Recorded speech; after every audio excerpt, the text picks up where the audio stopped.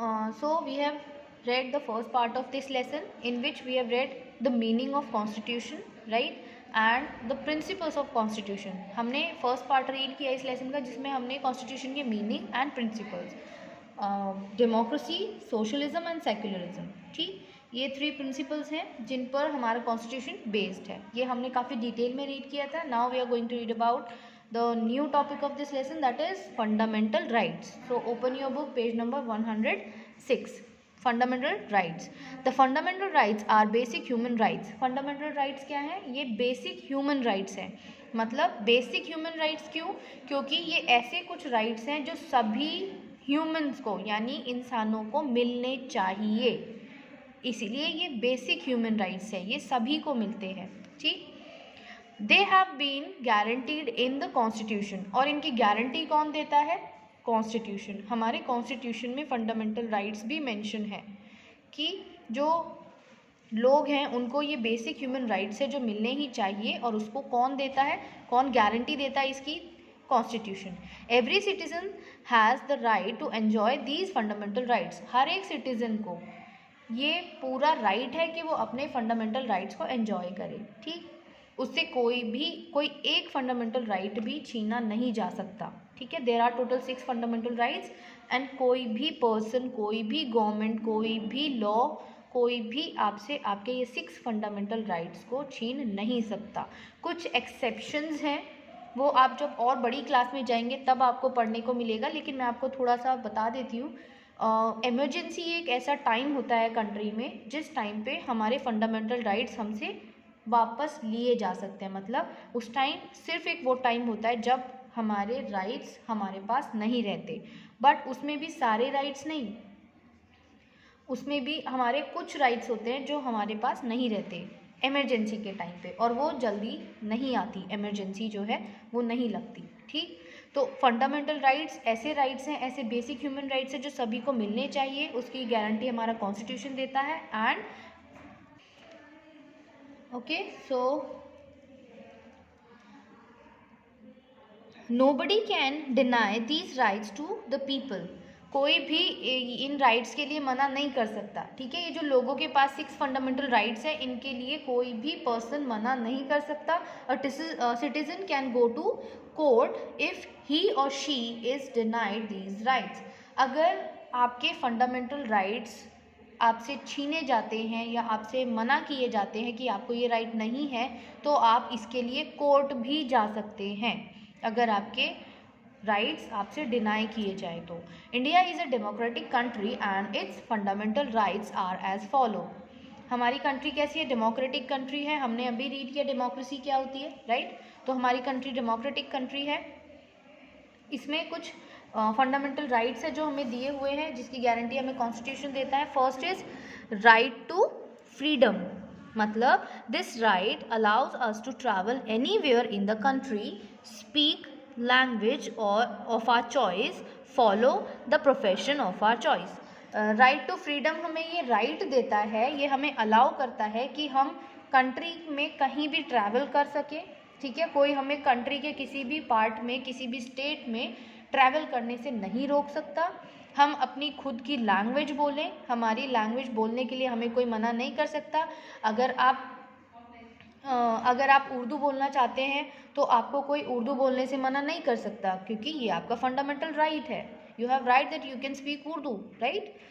आप जो भी लैंग्वेज बोलना चाहते हैं उसके लिए आप फ्री हैं. एंड आप जो भी प्रोफेशन चूज़ करना चाहते हैं, you are free for that also, okay. आप फ्री हैं कि आप अपनी मर्ज़ी का प्रोफेशन चूज़ करें. आपको ये कोई प्रेशराइज नहीं कर सकता कि आपको डॉक्टर बनना है या इंजीनियर बनना है, या आप बिज़नेस करना चाहते हैं आप बिज़नेस कीजिए, right. So right to freedom हमें बताता है, ये हमें अलाउ करता है कि हम कंट्री के किसी भी कोने में कहीं पर भी ट्रैवल कर सकते हैं. We are free to travel, we are free to speak any language that we like, and we can choose any profession of our choice. हम अपनी पसंद का कोई भी प्रोफेशन चूज़ कर सकते हैं, हम फ्री है. Second fundamental right is right to equality. This right means that all citizens will be treated equally before the law and also by the government. Right to equality, equality का मतलब होता है एक जैसा, समान, बराबर, ठीक. तो राइट टू इक्वालिटी हमें ये राइट देता है कि हमारी कंट्री के जितने भी सिटीज़न हैं उनको हमारी जो लॉ है यानी जो कानून है या जो हमारी गवर्नमेंट है वो हमें सबको इक्वल ट्रीट करे, ठीक है। कोई भी बड़ा या छोटा नहीं है, कोई अमीर गरीब नहीं है, किसी को इम्पोर्टेंस या लेस इम्पोर्टेंस नहीं दी जानी चाहिए, सभी को इक्वल ट्रीट किया जाना चाहिए। इसका बेस्ट एग्जाम्पल मैं आपको देती हूँ। अगर सपोज़ आपको कोई कम्पिटिटिव एग्ज़ाम मतलब गवर्नमेंट जॉब का कोई एग्ज़ाम निकला है, ठीक, तो उसमें गवर्नमेंट ऐसे नहीं गाइडलाइन दे सकती कि आपकी अगर सैलरी इतनी है आपके फादर की तो ही आप अप्लाई कर सकते हैं, आप रिच हैं तो ही आप अप्लाई कर सकते हैं, या पुअर है तो नहीं अप्लाई कर सकते हैं, राइट, या फिर आप फिज़िकली हैंडीकैप्ड है तो आप अप्लाई नहीं कर सकते हैं। ऐसे कोई भी गवर्नमेंट आपको नहीं रोक सकती, बिकॉज लॉ की एंड गवर्नमेंट की नज़रों में सभी क्या है, इक्वल है। और ये गारंटी हमें कौन देता है कि हम इक्वल हैं सभी? Constitution. Next fundamental right is right to freedom of religion, यानी धर्म की स्वतंत्रता, फ्रीडम का राइट, ठीक। This right allows us to right this right allows us the right to follow or preach any religion of our choice। ये right हमें ये allow करता है कि हम अपनी चॉइस का कोई भी रिलीजन को प्रीच कर सकते हैं और उसको फॉलो कर सकते हैं, उसे चूज़ कर सकते हैं, ठीक, अपने रिलीजन को आगे प्रीच कर सकते हैं, ठीक। आपको कोई फोर्सफुली रोक नहीं सकता आपके रिलीजन को प्रीच करने के लिए, यानी उपदेश देने के लिए या अपनी पसंद का रिलीजन को चूज़ करने के लिए आप फ्री हैं। अगर आप क्रिश्चियन हैं, आप मुस्लिम रिलीजन को में चेंज करना चाहते हैं, आप कर सकते हैं। आप क्रिश्चियन से हिंदू रिलीजन में चेंज करना चाहते हैं या हिंदू टू क्रिश्चियन में जाना चाहते हैं, you are free, right. So right to freedom of religion हमें ये फ्रीडम देता है, ये राइट देता है कि हम अपनी पसंद का रिलीजन को फॉलो करें, उसको प्रीच करें। There is no restriction on us to adapt a particular religion. हमारे ऊपर कोई ऐसा रिस्ट्रिक्शन नहीं किया जा सकता कि हमें कोई एक पर्टिकुलर रिलीजन को फॉलो करना है। जैसे कोई गवर्नमेंट आपको ये नहीं कह सकती कि आपको हिंदू रिलीजन ही फॉलो करना है, आपको हिंदू रिलीजन ही ऑप्ट करना है, अडैप्ट करना है, नो। आप जिस भी रिलीजन को फॉलो करना चाहते हैं, फिर वो चाहे माइनॉरिटी में ही क्यों ना हो। पारसीज़ जो हैं वो बहुत कम है हमारी कंट्री में, तो आप पारसीज़ को ये फोर्स नहीं कर सकते कि आपकी नंबर्स बहुत कम है, आप बहुत कम हैं इंडिया में, तो आपको हिंदू बनना है, क्रिश्चियन बनना है या मुस्लिम बनना है। वो पारसी हैं, वो पारसी रहना चाहते हैं, दे आर फ्री, राइट। तो राइट टू फ्रीडम हमें अलाउ करता है, फ्रीडम देता है कि हम अपनी पसंद का रिलीजन को फॉलो करें, उसे चूज़ करें, उसे प्रीच करें। Next is right against exploitation. Exploitation मतलब होता है शोषण, ठीक है। तो अगर हमारा कोई एक्सप्लॉयटेशन करता है तो उसके अगेंस्ट भी हम आवाज़ उठा सकते हैं। ये जो फंडामेंटल राइट है, राइट अगेंस्ट एक्सप्लॉयटेशन, हमें ये राइट देता है। It allows us the freedom to protect against exploitation. Nobody can force or compel us to work for him or her। exploitation जब कोई आपसे ज़बरदस्ती कोई काम करवाए, मतलब आपका मन नहीं है, आपसे ज़बरदस्ती कोई काम करवाए, आपको उस काम के लिए पे ना करे, आपको एक्सप्लॉइट करे, तो ये जो राइट अगेंस्ट एक्सप्लॉइटेशन है, ये आपको राइट देता है कि आप उसके अगेंस्ट आवाज़ उठा सकते हैं। ये राइट आपको प्रोटेक्ट करता है कि कोई आपका एक्सप्लॉइटेशन ना करे, ठीक। अगर छोटा सा एग्जांपल, आप किसी कंपनी में, आपके जो फादर हैं वो जॉब करते हैं, राइट, और वहाँ पर जो उनके बॉस है वो बहुत ज़्यादा काम उनसे करवाते हैं, इतनी उनकी इनकम भी नहीं है जितना उनसे काम करवाया जाता है।